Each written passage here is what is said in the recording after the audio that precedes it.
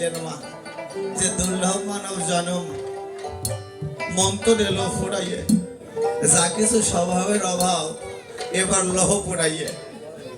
কারণ এই যে এবার এই যে আমরা যে এই বারটা পেয়েছি না মা, এই বারটা কিন্তু একবারে পাই নাই। শাস্ত্রে বললেন ৮০ লক্ষ জনম পরে মানব জনম পান মানুষ বিষয়ে পরম দয়াল কৃপা করে। এই জনমটা চলে গেলে এরপর যে পুনরায় আবার এই মানব জনম পাবো এ তো বিশ্বাস নাই। কারণ কি কর্ম করলে পরে মানুষ মানুষ হয়ে পুনরায় আবার আসতে পারে এটা কয়জন বলতে পারে?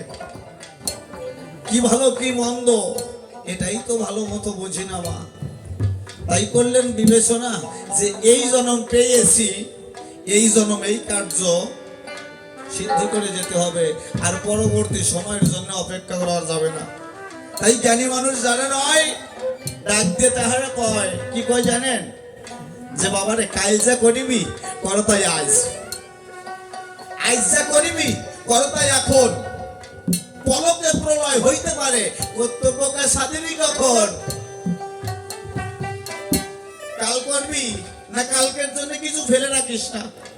কারণ আপনাদের আছে জানা কাল পর্যন্ত থাকবো কিনা এটাই তো জানি না, এই জন্য এখনই করতে হবে মা। তাই কবি গাইলেন দুর্লভ মানব জনম